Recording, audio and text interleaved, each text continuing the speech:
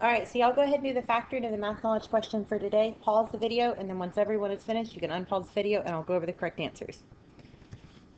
For the factoring, you're going to do x minus 9 times x plus 3, and that's going to be your answer. For the math knowledge question, it asks TV is on the graph, and t is in between 0 and 5. T is our x value, so we're looking here to here because it's in between 0 and 5. And it wants to know for v, what are the values that it's going to be. Well, if you look, the graph is right there, and the values for v are only between 5 and 10. So D is going to be your correct answer. So we're looking at lesson 10 today. We're dealing with quadratic polynomials, remainder theorem, synthetic division, and the rational roots theorem. Quadratic polynomials you've dealt with before. Those are just parabolas. Remainder theorem, synthetic division, rational roots theorem, we went over towards the end of pre-cal last year. If you took someone else, you should have covered them, but hopefully most of that will be reviewed today. So this is vertex form for a quadratic polynomial. HK is your vertex. If you have a parabola, your vertex is either going to be at the low point or at the high point, your minimum or your maximum of your parabola. Whenever x equals h, that is the axis of symmetry. So when you have a parabola, your vertex is here, your axis of symmetry is going to cut it right down the middle so that it's symmetric on both sides of that axis of symmetry. If a is greater than 0, if it's positive, it opens up. If it's less than 0, or if it's negative, it opens down. So hopefully you've seen that formula before and you remember a little bit about it. Whenever x is set equal to 0, the resulting value that you get is your y-intercept. So if you put x equal to 0 in here, that'll give you your y-intercept whenever you simplify your equation. So we want to graph this parabola. So the first thing that you're going to have to do is get it into vertex form. So the way that we're going to do that, we have to get it such that this term and this term are factored a little bit. And so our equation, we're going to factor out a -2 from both of those first two terms so that we have an x squared left. And then if I divide -8 by -2, I have a positive 4x. And then you're going to leave a space, close your parentheses, and put -5 outside of it. We're basically going to be completing the square, except for it looks just a little bit different. So half of 4n squared is 4, but we didn't add a 4 to the equation. We actually added a -8 because there's this -2 here that gets multiplied by that 4. So -2 times 4 is -8. So we've just added a -8 to this equation. So we need to add a +8 to make it balance back out so that those cancel each other. So that's what I mean about the completing the square. It's a little bit different, but it's the same basic idea.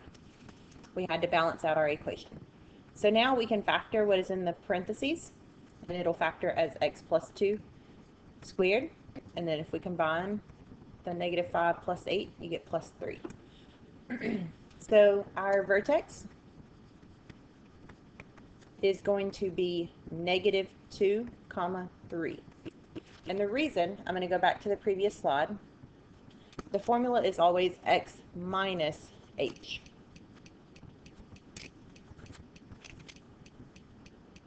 So if you look here, we have x plus 2, which we can write as x minus a -2. And so that's where our h equals -2 comes from.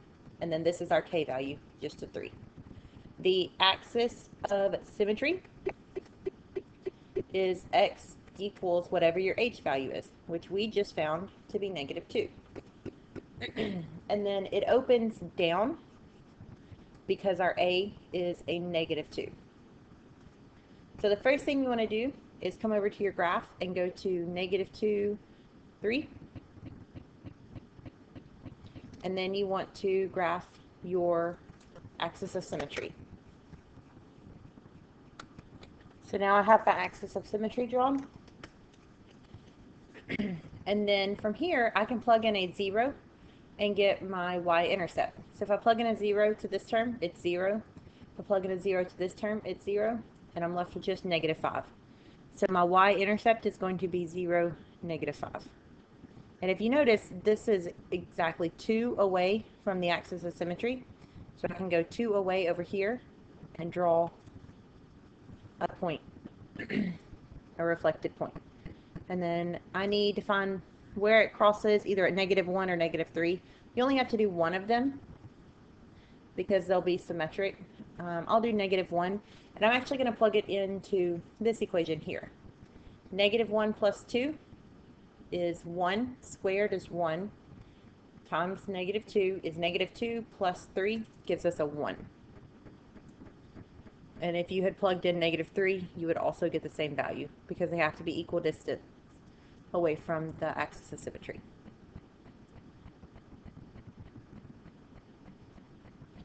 So now you get to draw your little parabola. And so there is your quadratic graph.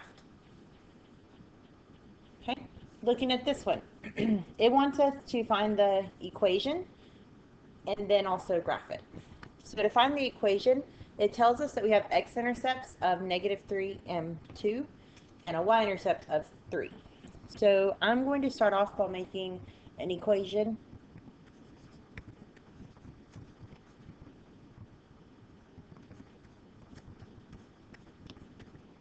And I left a little space here to fill in.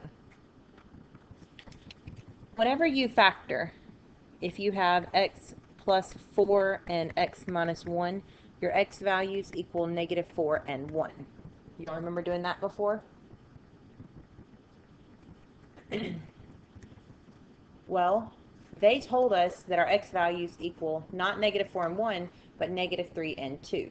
So when we go to plug them in to this factored form, we're going to have to change the signs of them because it's x minus a -3, which is x plus 3, and so it's going to be x minus 2.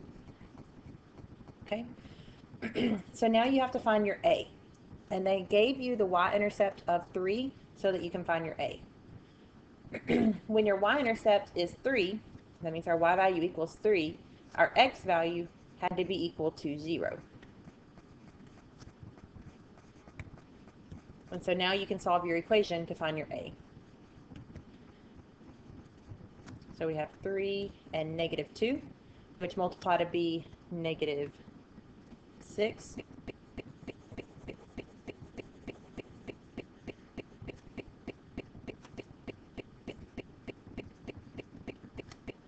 So we have 3 equals -6a.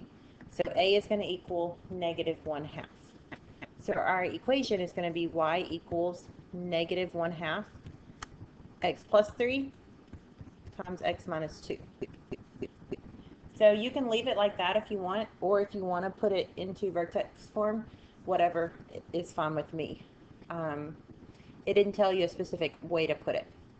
So now we can graph our x-intercepts, -3 and 2. And we can graph our y-intercept, which is 3.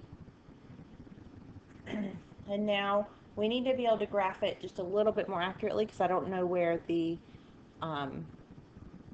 vertex is.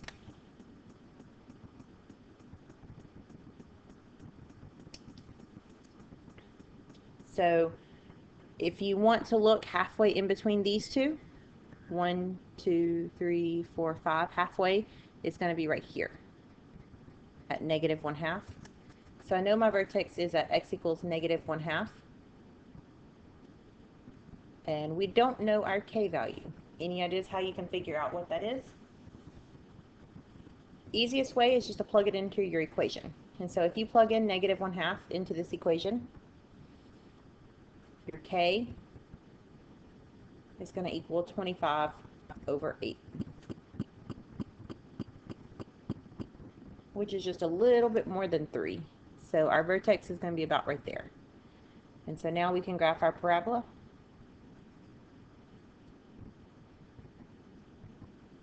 And so there's your equation and your graph. So now we're going to look at the remainder theorem. The remainder theorem says when you have a polynomial, f of x, and it's divided by x minus c, where c is some constant, the remainder is just the value of the polynomial evaluated at c. So basically, in other words, f of c is your remainder whenever you divide by x minus c. So let's look at an example. What is the remainder when the polynomial is divided by x plus 2? Basically, you need to figure out what your c value is. And so if you look back, it says x minus c. So if you look here, x minus negative 2 is the same thing as x plus 2. So our c is equal to negative 2. And so now all you're going to do is plug negative 2 into your equation, or your polynomial. We don't have an equation. We just have a polynomial. So if you plug it into your polynomial, you get negative 8 plus 4 plus 2 plus 1. And if you simplify that, you get negative 1. So that's the remainder that you get. Looking at synthetic division. We want to use synthetic division to divide our equation by x plus 1. So you could use long division. I'm just going to set it up real quick.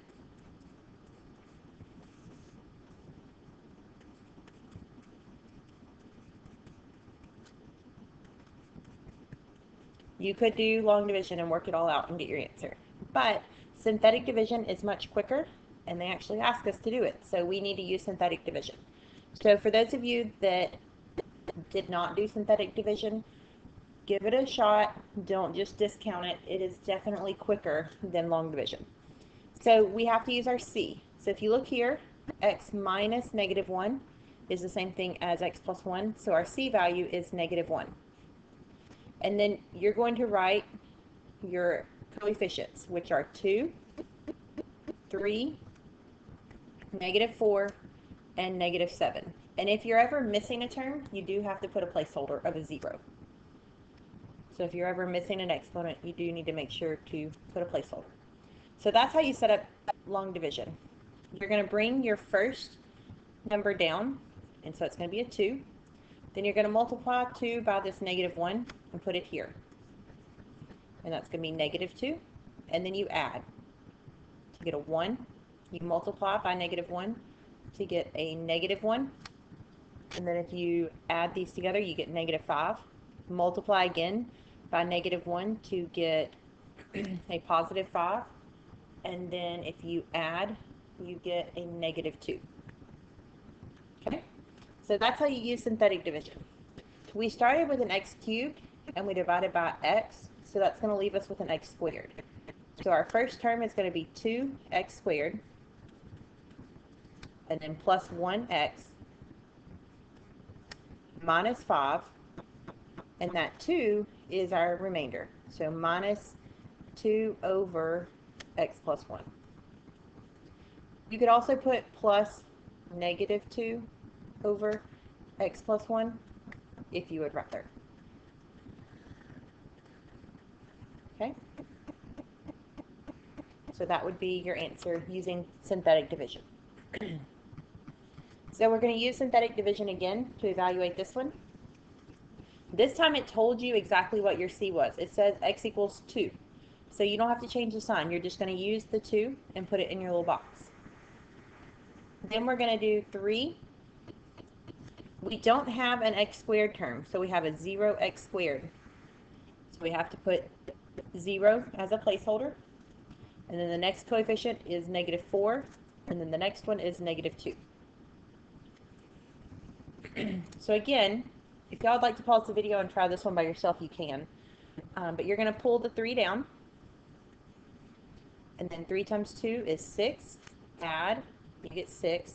6 times 2 is 12. Add, you get 8. 8 times 2 is 16. Add, and you get 14. And it says use synthetic division to evaluate it when x equals 2. So what it's asking you for is the remainder. And our remainder is 14. So there's your answer. Now looking at the rational roots theorem. If you have a polynomial and you have coefficients of integers that has a rational root, then that number is going to be a fraction whose numerator is some factor of the constant term and whose denominator is some factor of the highest degree term. So I'm going to write you a little cheat sheet. Your roots, your rational roots,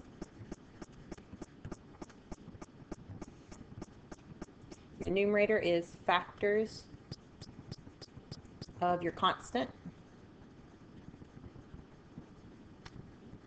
and your denominator factors of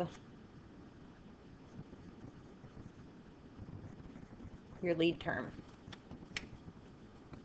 your highest degree term. Okay? So we want to find the zeros of this function. So the way that you're going to do that, you have to figure out what your roots are. So the factors of our constant is 4. Factors of 4 are 1, 2, and 4. And then our lead coefficient is a 1, and the factors of 1 are just 1. And so that is going to give you 1 over 1. You're going to do plus or minus on all of these. 2 over 1 and 4 over 1 is just 4. So those are the different options. Positive or negative 1, positive or negative 2, positive or negative 4. We have 6 different possible rational roots. And so we're hoping that all of them are found there in those 6, but not always. So you're going to start off using synthetic division, and you're just going to pick one. It doesn't matter. Hopefully we won't have to try all 6 of them. So you can just pick whichever one you want. I'll just start with 1. And then our coefficients are 1, 2, negative 2, and negative 4. And if it is a 0 of the function, your remainder is going to equal 0. So this is 1, 1, 3, 3, that adds to be 1, that adds to be 4, and that's negative 3. So 1 did not work. Okay, I'll try negative 1. Again, the order that you try these doesn't matter. You may look up and the very first one that you do is a 0. If so, that's awesome. Use it and then move on to the next step. So we get 1, negative 1, 1, negative 1, negative 3, 3, and negative 1. So negative 1 did not work. Okay, we'll try 2. You're just trying synthetic division to try and get a remainder of 0. So we get 1, 2, 4, 8. I can already tell that this one's not going to work before I even finish it. So if you want to stop because you know it's not going to work, you can just quit on that one. Let's try negative 2. 1, 2, negative 2, negative 4. 1, negative 2, 0, 0, negative 2. Hey, look, we get a remainder of 0. So that means that one of our zeros is negative 2. And then, so I'm going to put it back up here. Our zeros are negative 2, and we're not sure what else. But this is going to be my answer box. Okay, the factor that is left over here is x squared plus 0x minus 2 with the remainder of 0. So now we need to find the other zeros of this expression. So if I set it equal to 0, I can factor this, or I can solve for x using radicals. If I factor it, it would be x minus the square root of 2 times x plus the square root of 2, because it's a difference of the square root of 2. And so that would give you x equals square root of 2 and negative square root of 2. Or you could say x squared equals 2, take the square root, and so x would be plus or minus square root of 2. Either way, you get the same answer. So it doesn't matter to me which one you do. Those are your 3 answers. I was expecting to get 3 because our degree on this one is a 3. Sometimes you won't get as many as the degree because they are repeated. So if this had been something that factors, let's say we had gotten x minus 6x plus 9, that would factor as x minus 3 squared, where it repeats twice.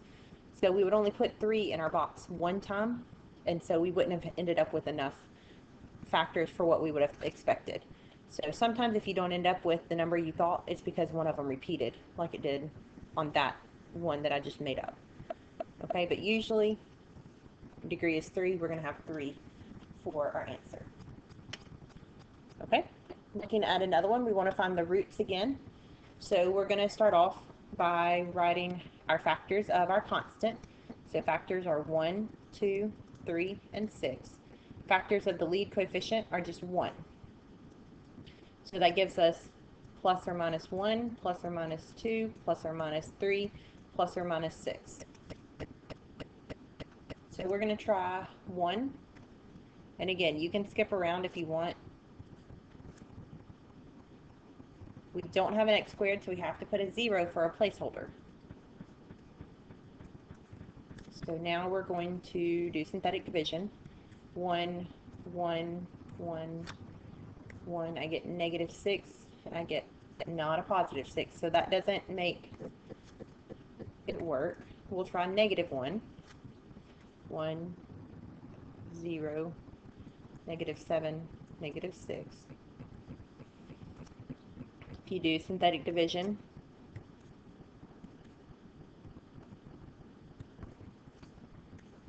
it works. So negative 1 is one of our roots. And so hopefully we're going to find 2 more, although possibly only 1 if it repeats itself. So the factor, or whatever is left over here that I'm going to try and factor, is x squared minus 1x minus 6. And so hopefully that factors. If it doesn't, you can use the quadratic formula. I have x minus 3 times x plus 2. And so x equals 3 and negative 2. So those are your 3 roots for this equation. They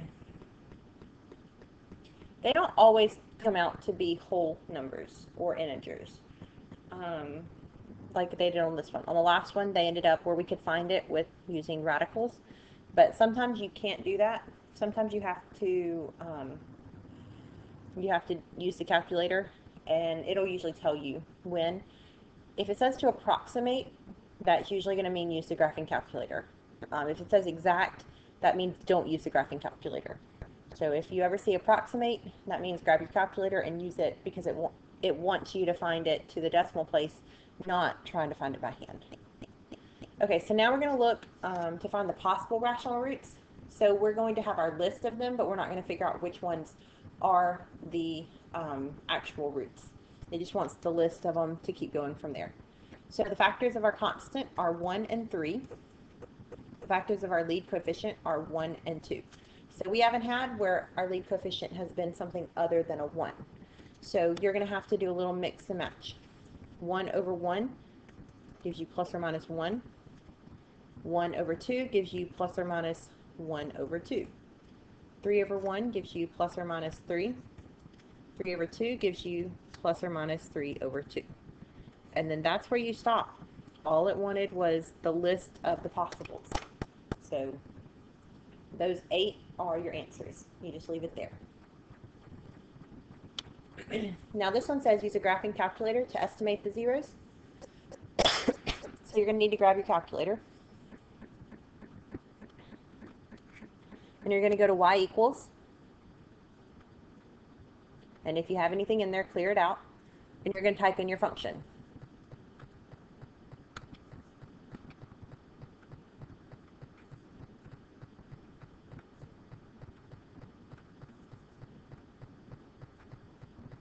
And then hit enter once you have your equation in. And then you're going to go graph it. And so there it is. Now there's a little bit of a problem right over here. And so what we need to do is zoom in, because we can't tell exactly if it touches it. It looks like it crosses it. We're not really sure. So I'm going to zoom in. It looks like I need to do -3 to 2 for my x values.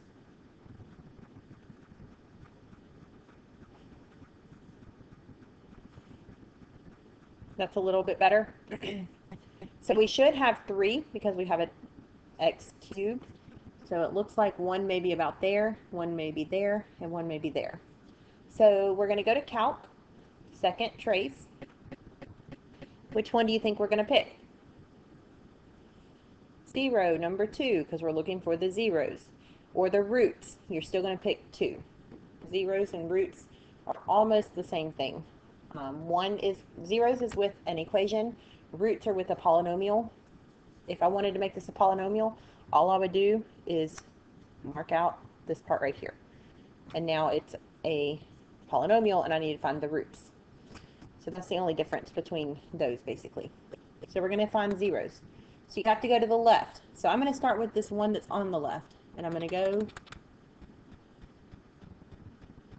Okay, so I'm to the left of it. So I hit enter. And then I go to the right of it. And so it looks like I'm to the right of it now. So I'm going to hit enter. And remember, guess, you can do it. You don't have to. But there it goes. The 0 is -2 for your x value. Your y value is 0, which is what we were looking for. So -2 is one of our zeros. So I want you to try and find the other 2 using your calculator. Y'all can pause the video if you need to.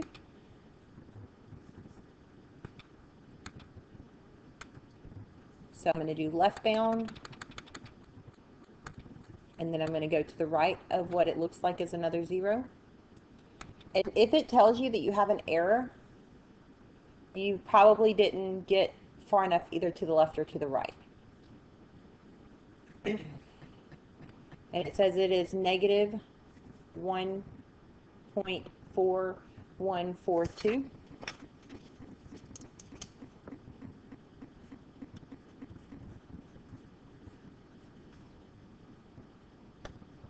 Okay, and then we need to do the other one. So again, y'all can pause the video if y'all want to try it by yourself. So I can start right here, or I can move my cursor all the way over here. Either one is fine. You just need to bound only one 0. And so the other one is 1.412 as well, positive 1.412. So positive 1.4142. And so those are your 3 zeros for this function. So that's how you can use the graphing calculator to estimate them. If it had said to find the exact ones, the answer that I have boxed would not be appropriate because those are not exact values. Those are estimated. Giving me the entire decimal would not give it exactly. You would need to write it using 1.4142 is the square root of 2. So you would have to use the radical number for that. But you would actually have to work it out by hand to be able to know that for sure. Okay, so your homework tonight is 1 through 25. Make sure y'all do those, and then we can go over questions you have tomorrow.